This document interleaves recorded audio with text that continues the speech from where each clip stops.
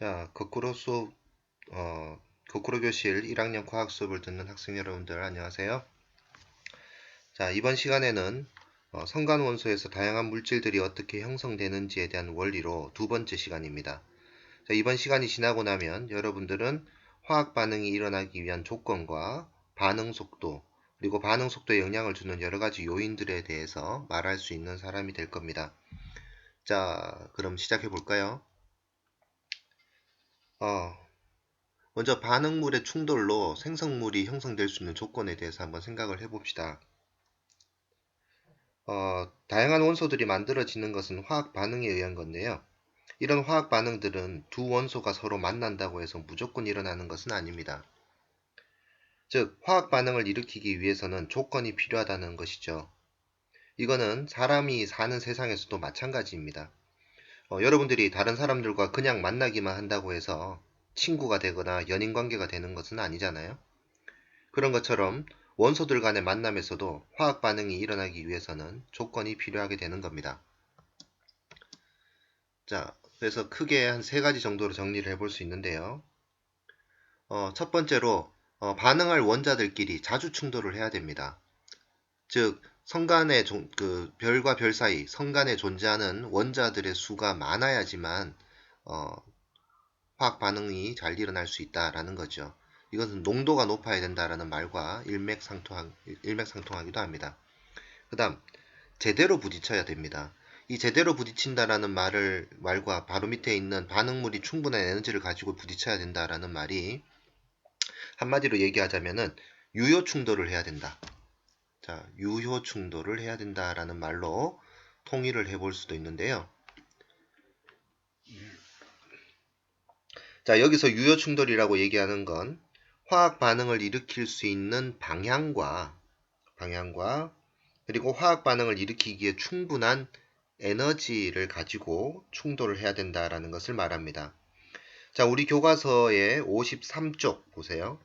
우리 교과서 53쪽 그림 48에 나와 있듯이 특별한 방향으로 충돌을 해야지만 결합이 끊어지면서 새로운 결합이 이루어질 수 있는 겁니다.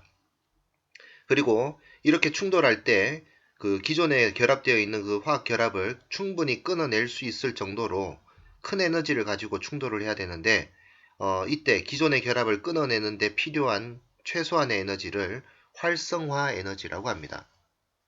자, 여기 활성화 에너지라는 용어가 나오죠. 이 활성화 에너지는 기존에 연결되어 있는 분자들의 결합을 끊어내기에 필요한 최소한의 에너지를 활성화 에너지라고 한다라는 것을 잘 기억해 주기 바랍니다. 그래서 이 활성화 에너지보다 더 큰 에너지를 갖고 특별한 방향으로 충돌을 해야지만 화학 반응을 일으킬 수 있는 겁니다.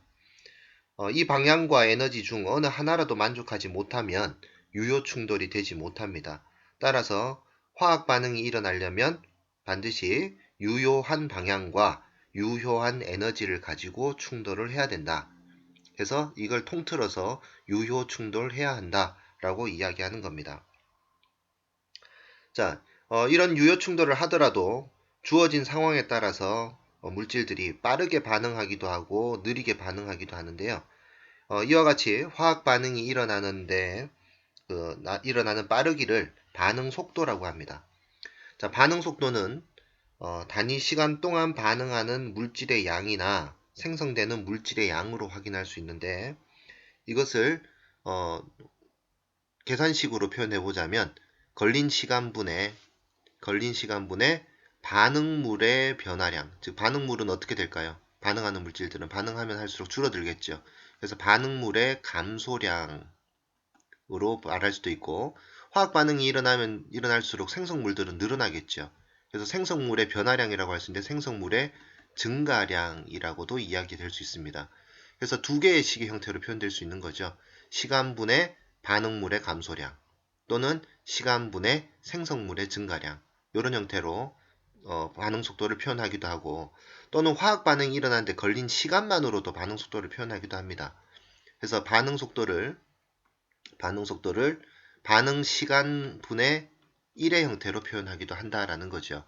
자, 이 식의 의미를 잘 이해하지 못하겠으면 과학실에 와서 또 따로 나한테 질문을 해주길 바랍니다.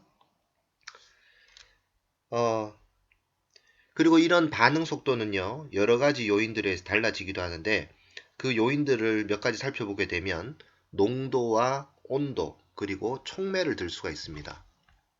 농도와 온도, 그리고 촉매를 들 수가 있어요. 그래서 각각이 어떤 특징이 있느냐에 대해서 하나하나 살펴보도록 합시다. 에이코, 이건 실수를 했네요. 자, 먼저 농도와 반응 속도입니다. 농도와 반응 속도. 자, 농도라고 이야기하는 건 단위 부피당 입자수를 의미하죠. 따라서 농도가 크다라는 말은 같은 부피 속에 입자가 많다라는 겁니다. 그럼 같은 부피 속에 입자의 수가 많을수록 입자들 사이에 충돌할 확률은 어떨까요? 그 입자들 사이 충돌할 확률을 충돌 빈도라고 하는데 그 충돌 빈도가 커지겠지요. 그러면 충돌하는 횟수가 많아지면 많아질수록 유효 충돌을 할 확률도 어떻게 됩니까? 유효 충돌을 할 확률도 커지게 되겠죠.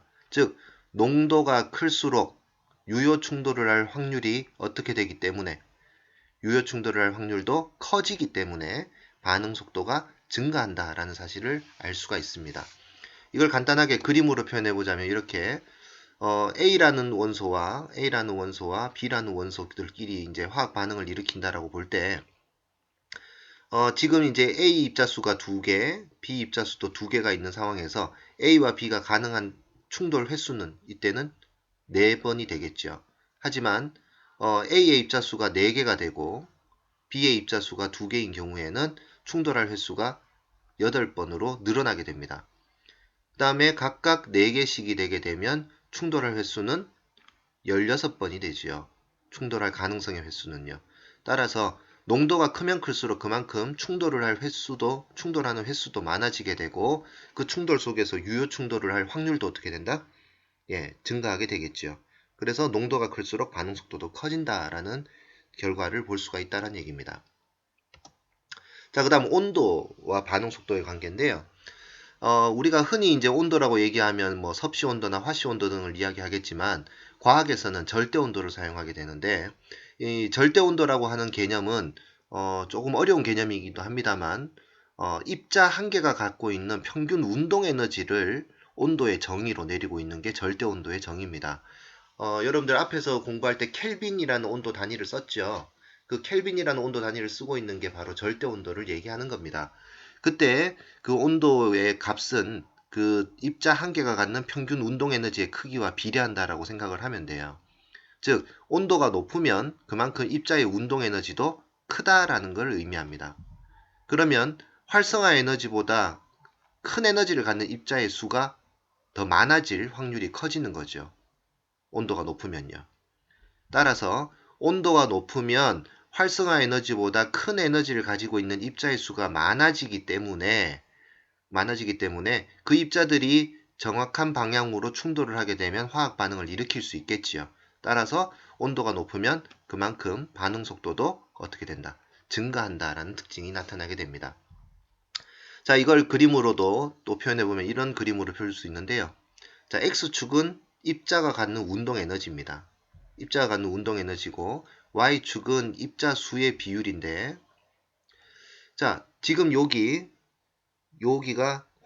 요 에너지의 값이 활성화 에너지의 기준이라고 보자는 얘기죠. 그러면 원래 온도에서는 입자들이 요런 분포를 가지고 입자들의 분포가 있다라고 볼 때 그러면 이제 활성화 에너지보다 큰 에너지를 가지고 있는 입자의 양은 이만큼이죠. 그래서 충돌을 한다 하더라도 이만큼의 에너지를 가지고 있는 이 입자들만 화학 반응을 일으킬 수 있다는 얘기예요. 하지만 이제 온도를 높이게 되면 이 온도 전체 입자들의 그 에너지 분포가 오른쪽으로 이렇게 이동을 하게 됩니다. 입자들의 분포가 오른쪽으로 이동을 하게 되면서 이 활성화 에너지보다 더 큰 에너지를 갖는 입자의 수가 그만큼 더 늘어나게 되는 거죠. 그러면 충돌을 하더라도 그 결합을 충분히 끌어낼 수 있는 에너지를 갖는 충돌들이 더 늘어나게 되니까 반응 속도도 당연히 빨라지게 된다는 그런 얘기를 하는 겁니다.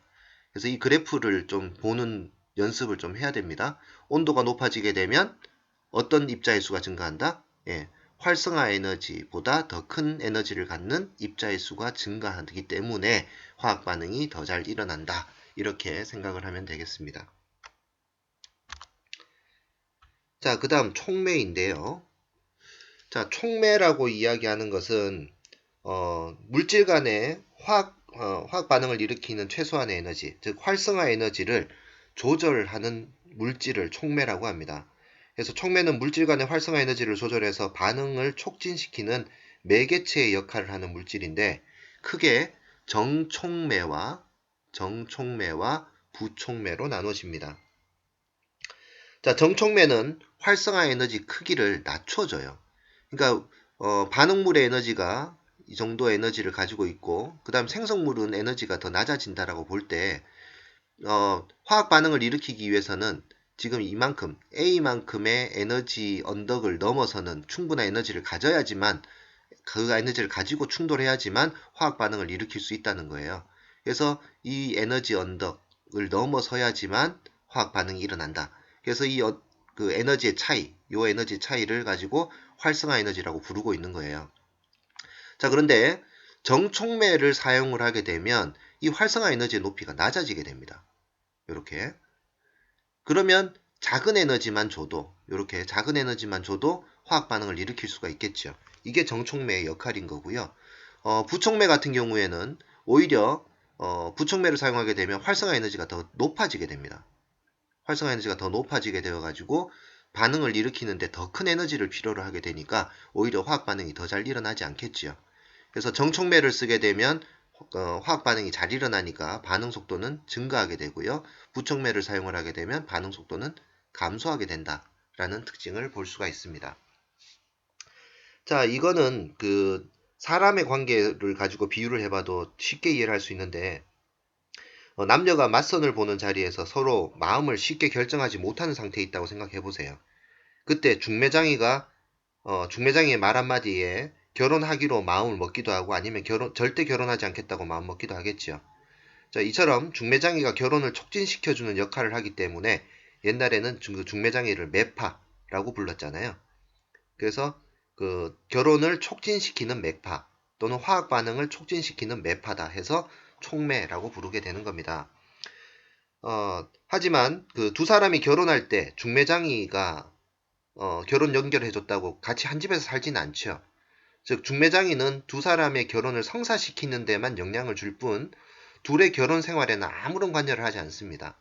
자, 이것이 촉매가 화학 반응에 직접적으로 참여하지 않는다라는 의미를 갖고 있는 거예요.